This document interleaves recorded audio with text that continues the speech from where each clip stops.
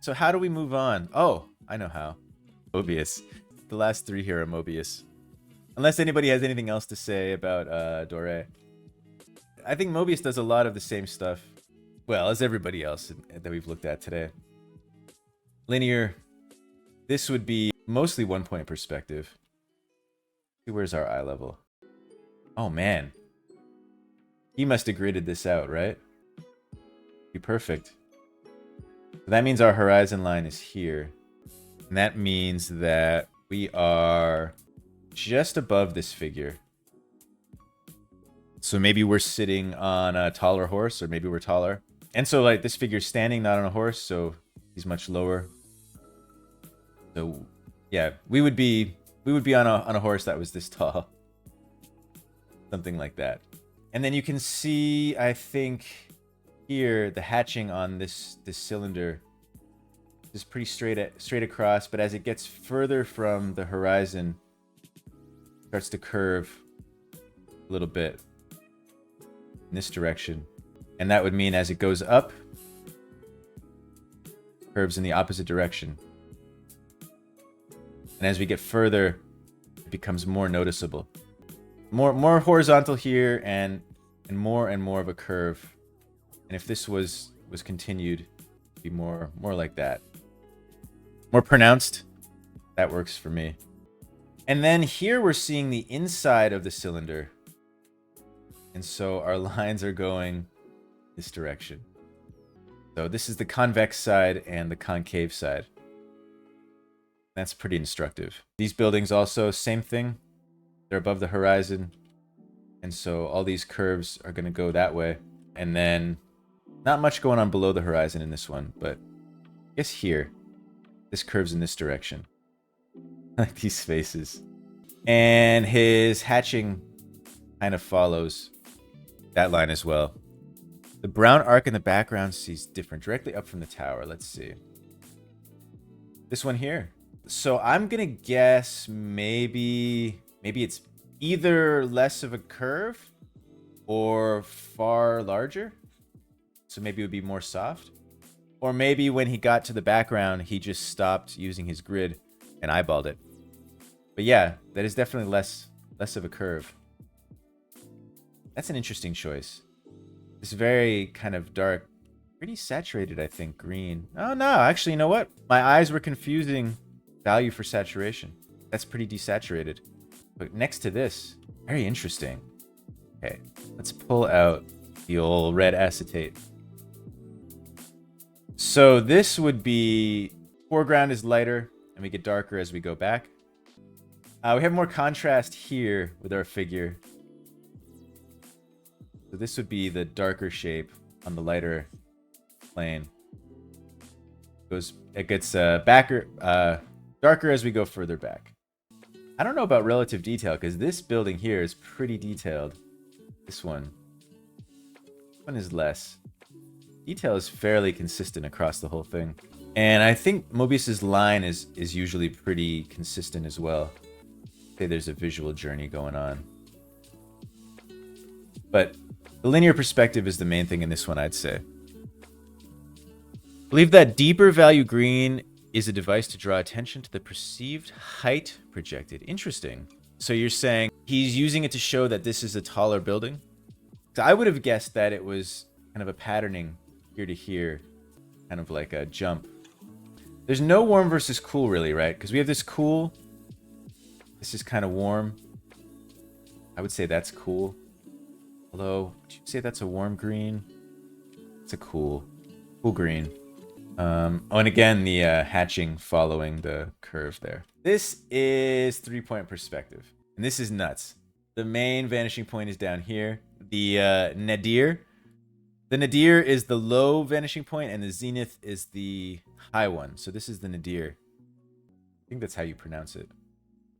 This is the main one, but then, of course, these all recede to their own vanishing points on we go back that way. So there's the regular 2-point perspective going that way, and then this side going that way. We would have this here proceeding in this direction. But they're pretty far off of, maybe not. This one's kind of closer, I guess. And so we're looking down, so our horizon line is pretty high.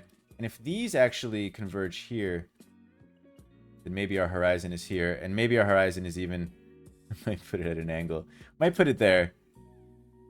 And then we would be maybe standing here, because the nadir would be directly below where we're standing. And so then all of these points will recede down here. And that really is effective for the vertigo and for the depth. And our poor character here, I think his name is John Diefool. This is from the Inkle. The previous one is from Airtight Garage. So all these lines converge there. And these lines would converge on the horizon line somewhere over here. They should all converge around here somewhere. Because these cylinders are below the horizon line, we're looking down on them. Paper towel tube moves this way. Our figure, if he was wearing a belt, would be doing that, wrapping around. And then the cylinder of this leg moves that direction. And this one goes this way, looking down here. So he's reinforcing it with the hatching again, going that direction. This would be a cylinder going that way, hatching like that. And then I guess the neck would be coming out there somewhere. And we have scale, overlap, of course. This figure is closer to us. These figures are smaller. And then, so this is showing that, I guess this is the 42nd floor. And so this maybe is the 41st floor. Figures get smaller. Then these figures are smaller. And they get smaller and smaller and smaller as they go down, as they recede away from us. And the relative detail gets less. So these figures have a little bit, and then these figures less. Bit of a blurry image because it's a little bit of a small image. The file at least. But you get the idea. The tricky thing can be, how do you draw these figures standing in space? And it's actually pretty straightforward, right? We use the vanishing point, and then we have our figure just a cylinder. Kind of like that. And so all of our figures, more or less, should recede that same vanishing point, right? This guy's leaning, so he's at a slightly different angle, but I bet his legs probably go that way. The same with these figures. And so we have this effect around here. These figures' heads are on the right side of the body, because they're on the right side of the vanishing point, I guess. And these figures' head would be on the left side of their body relative to here. And then these figures' heads would be on the top of their body relative to there.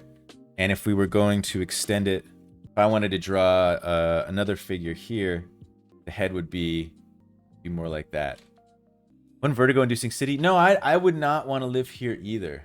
I feel like drawing an image like this is really daunting to think about, but actually deconstructing it like this, it's really straightforward. Like this bridge would go to the horizon line, right? Everything either goes somewhere on the horizon line, 1 point, 2 point, or to the nadir, the third point. Okay, relative detail. His edges are mostly the same. Everything that's in the foreground, basically, is darker. And everything that's in the background, it gets lighter, mid-ground. And it's kind of a gradient until we get to the white where the nadir is. So this is white. It gets more and more saturated as we come up. Simple color scheme. Not using warm versus cool as a perspective element, but more as a storytelling element, I guess, right? They're inside this room, so there's warm light. But definitely saturation. Emphasizes his edges. Yeah, that too. Yeah, that emphasizes kind of a plane change. Yeah, that's a good observation. At least on this wall, things that are going this way are yellow. Things that are going this way are blue for this section. His lines are usually the same. I think there's more contrast up here. Most contrast is right in front of where our hero is moving. I guess our focal point focal point 1 and focal point 2. I guess it's pretty simple achieving depth in an image like this. I think even his lines, yeah, his lines, they start to turn into dots. You get further away. They get less distinct. But actually, I'm gonna call that thick versus thin. He doesn't do a whole lot of thick versus thin, some, but I think that dotted line is a stand-in for a thin line. And the visual journey is definitely here. It's this, straight down. So I suppose there's some atmospheric perspective in here as well. Line weight, but it's pretty subtle. Like Mobius uses mostly the clean line. I feel like this, some of these, I guess this is a little thicker, but that dash, the making the line turn into a dotted line would definitely be line weight. So definitely seeing our foreground shape here. The background is here. It would be linear. This is another 3-point, but it's more subtle this time. These lines converge at the nadir, somewhere way down here. Same with the boat. These lines converging this way. But they're all mostly rounded, so it's a little bit softer. And then we have another set going this way. And we're looking down, so our horizon would be somewhere up top. And I like that we're looking down on the top of these birds. I think that's really nice. I think that happened in the previous one too. I think there were a couple of birds. Yeah, we're looking down on top of the birds here. The background, especially right background, seems tilted up. May just be elevation. Yeah, I think you're right. It looks like here, right? It looks like this is moving up, and then maybe this goes uphill. And I think probably, how does he achieve that? Do you suppose it's the fact that these shapes, like if they were flatter, they would change size and shape a little bit, maybe? They'd be a little bit more oblique, maybe a little smaller because they'd be going further away. But they're not, yeah, similar size, yeah. Yeah, if this was flat, you would expect that these would be smaller shapes, right? Definitely a differentiation between foreground and background. Some slight, I don't know. I'm not sure I would call this atmospheric perspective. And here. And there's definitely a separation between foreground and background. I think it's more for the sake of storytelling. It's framing this really nicely. This is the most saturated thing. Take that compared to these. Subtle technique emphasizing change of tilt by not using the expected perspective. Yeah, that is right. And it's kind of a surprising discovery too. I think also it works well for the composition. I think if it was flat, you might tend to leave the composition here. Because it's tilted a little bit, maybe you come around more. Like it's more of a barrier. Yeah, no line showing the change of tilt. So using the... I want to call that texture, even though it's not necessarily texture. But using texture to indicate perspective is a traditional comic book move, right? Because like we were talking about with the rendering following the shape of the form in the previous one, the texture, if this is a texture, then having that texture follow the shape of the form works well. Like you can use texture to indicate perspective. Maybe I should have added that to my list. Now, this is also from Airtight Garage, by the way. And so if we have a vanishing point down here somewhere, the nadir, then once again our figure will...